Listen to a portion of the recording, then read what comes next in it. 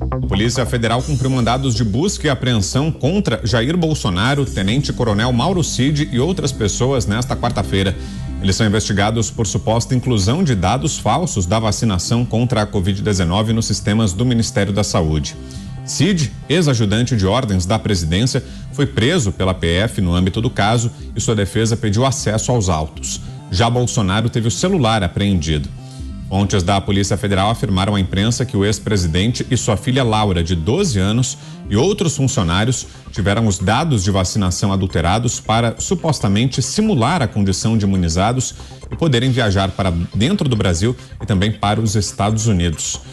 Vamos a Brasília, então. José Maria Trindade, sua análise, Zé, sobre esse caso. Temos 2 minutos, Zé. Daqui a pouquinho teremos ao vivo uma entrevista com o deputado Sanderson, que já está sendo conectado. A gente vai conversar mais. Sua análise inicial agora, Zé. Boa noite.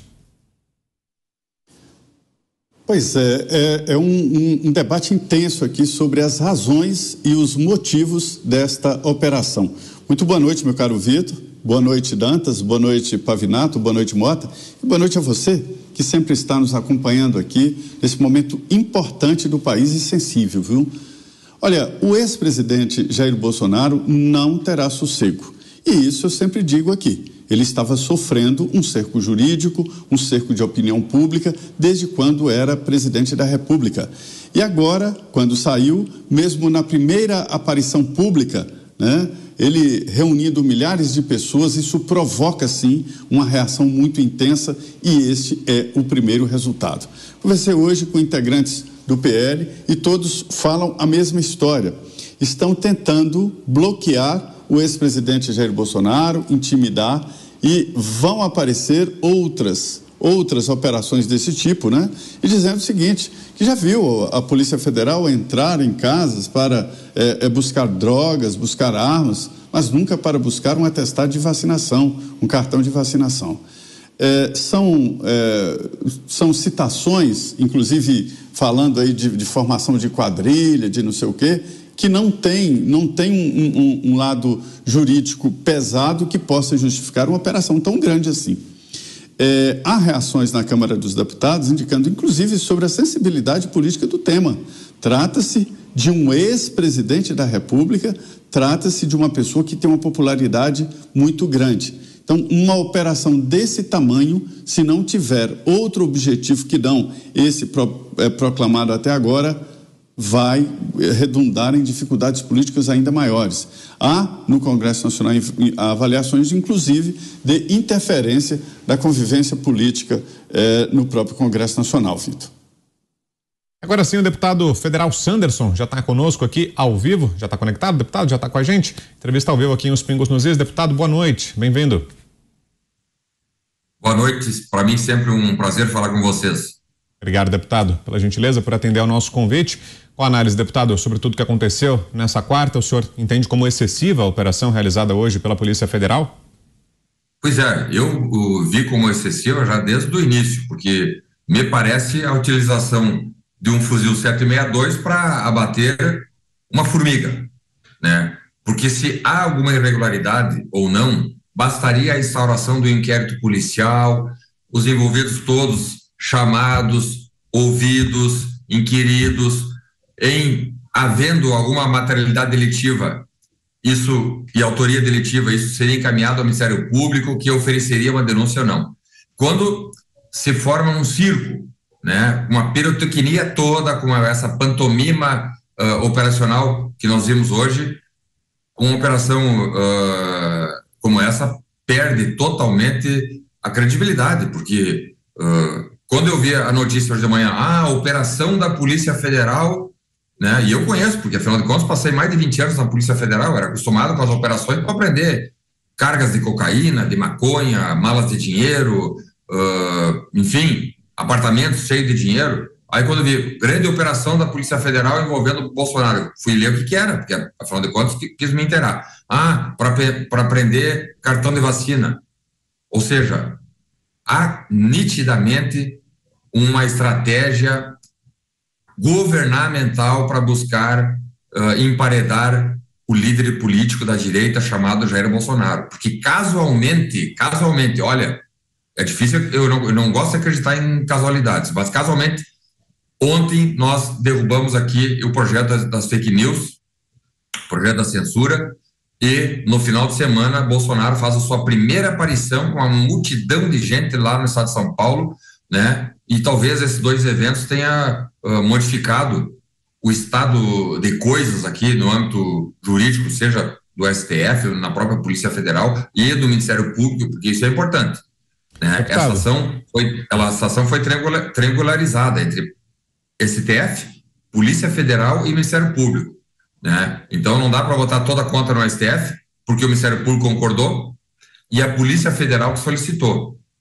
Então, vi aí um exagero, porque para enfrentar uma falsidade ideológica, né, com pena pequena, não precisa movimentar todo esse aparato policial. A instauração do inquérito bastaria para chegar-se a uma verdade. Deputado, o senhor leu, né? Porque hoje, no meio da tarde, às 15h40, o ministro Alexandre de Moraes, ele liberou, né, tanto o requerimento da Polícia Federal, de 110 páginas, e a decisão deferindo a busca e apreensão e as prisões preventivas. Essa decisão tem 77 páginas.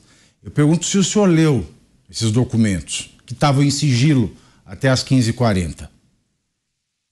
Li parte deles. Eu li parte deles. 70 laudas 77 são a decisão. Eu e o Dantas, a gente leu agora à tarde, a gente até separou uns trechos, mas em resumo é isso. A CGU, no dia 13/3, ela levantou o sigilo da carteira de vacinação da família Bolsonaro.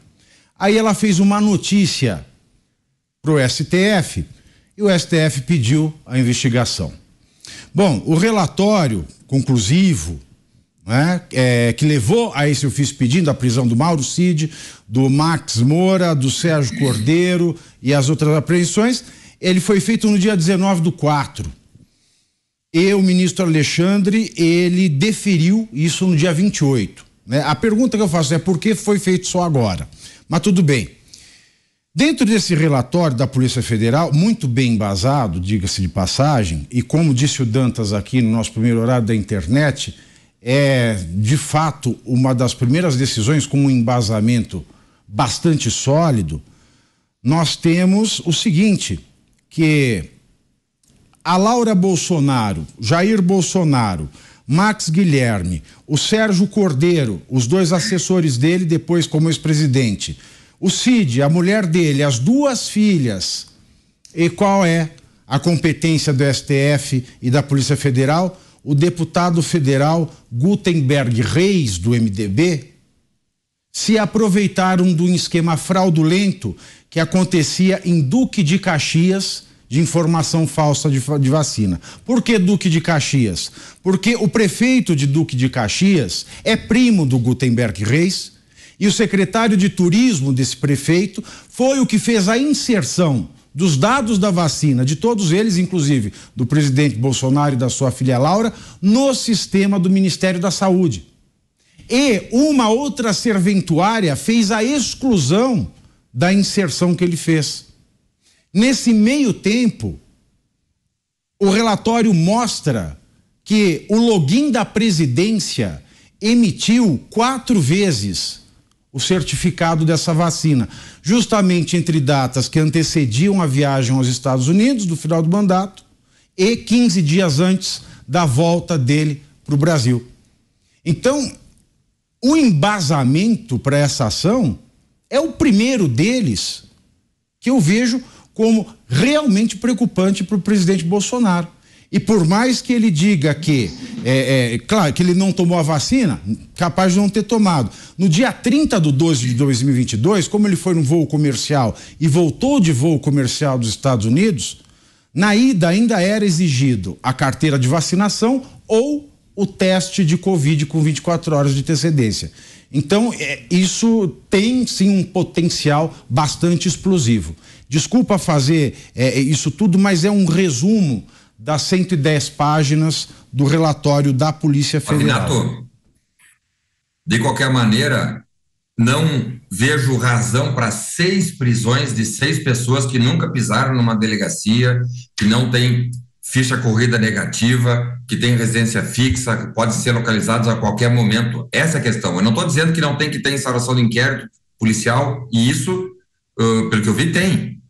Agora, o exagero em tentar politizar uma questão que não pode ser politizada, é uma questão técnica policial. Se houve fraude, se não houve, é a investigação que vai apontar. Agora, tu fazer a prisão de 6 pessoas, né, preventivamente, eu vi, não é nem prisão temporária, é prisão preventiva. É preventiva. Porque a temporária é de até 5 dias, prorrogados por mais 5 dias. Não, a preventiva pode ficar aí que nem o Anderson Torres, que está lá há 4 meses preso e pode ficar 1 ano, 2 anos, 3 anos preso.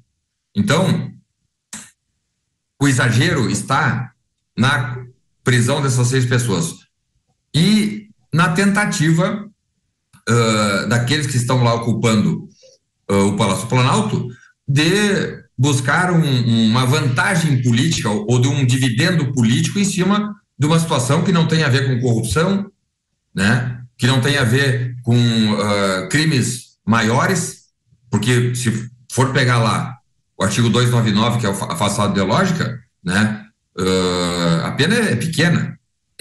Nenhum deles, em sendo condenados, ficariam um dia sequer presos, porque a pena já é daquelas que inicia num regime aberto ou então numa substituição de restritiva de direitos, nunca de restritiva de liberdade. Então, quando tu aprende, faz a prisão de 6 pessoas, faz busca na casa das pessoas por causa de um cartão de vacina falsificado, fica claro, na minha observação, que há sim uma tentativa de jogar uma tarrafa e arrastar, pegando o que for para fazer com que o ex-presidente da República, Jair Bolsonaro, seja levado à cadeia. Eu só quero concluir para concordar. Para levar alguém à cadeia, tem que ter uma acusação grave. Mas a inserção no sistema de informação, esse que é o problema, que é uma pena de 2 a 12. Né? Esse que é o grande problema. Então, informação falsa em sistema de informação. A pena é de 2 a 12. Esse que é o grande problema do Código Penal. Deputado. Sim, mas por isso uma investigação tem que ser feita. A investigação tem que ser feita de forma séria, responsável, sem pirotecnia, sem exageros, né?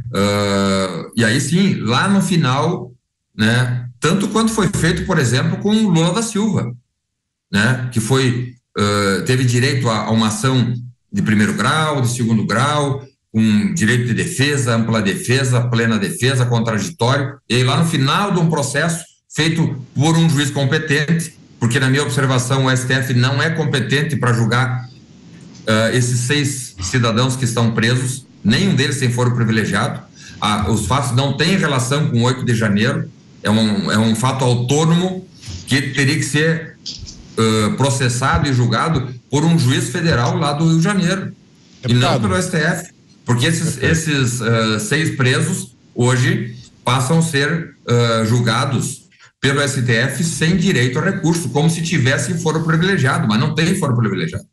E o foro privilegiado é dado a deputados, a senadores, ao presidente da República, né, e a ministros apenas. Deputado, vamos para a próxima pergunta, que é do Cláudio Dantas. Diga lá, Dantas, sua pergunta, boa noite. Deputado, bem-vindo ao Pingos. Olha, eu estou vendo o senhor defender o ex-presidente Jair Bolsonaro, naturalmente. O senhor é do mesmo partido, o senhor tem um posicionamento, o senhor é policial federal. Eu acho que a gente não pode relativizar o crime.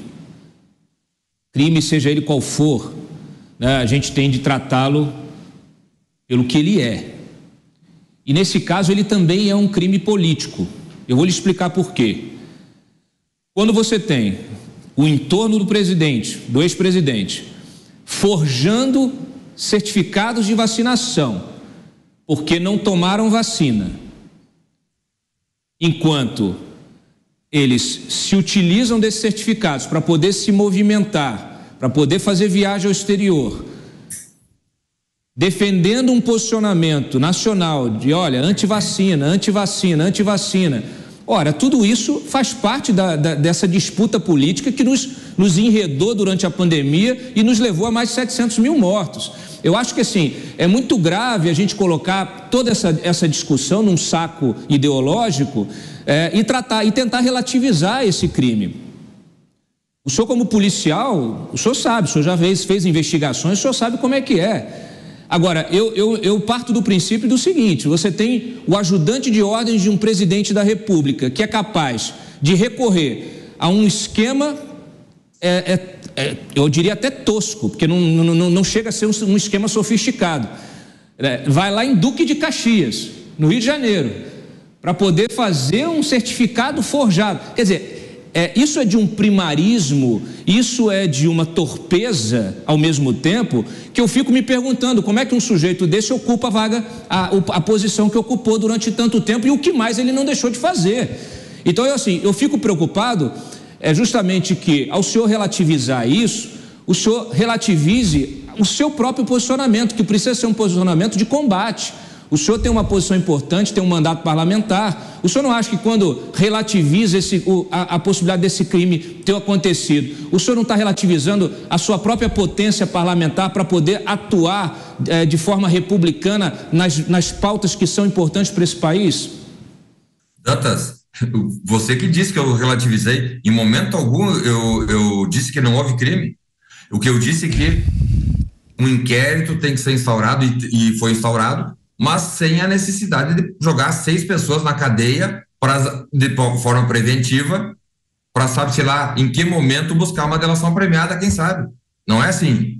Então, houve crime ou não houve? Não sou eu que vou dizer, nem a imprensa que vai dizer. Os investigadores estão realizando uma investigação. Lá no final dessa investigação, vamos verificar que tipo de conduta aconteceu e se essas condutas são delitivas ou não, são criminosas ou não, e se há algum autor a ser responsabilizado por isso. O que eu me manifesto é quanto às prisões. Nós temos que ter a liberdade como uma regra. Prisionamento é exceção. E olha que eu tenho 25 anos de polícia, poderia ter até aquele discurso, não, joga na cadeia e depois não.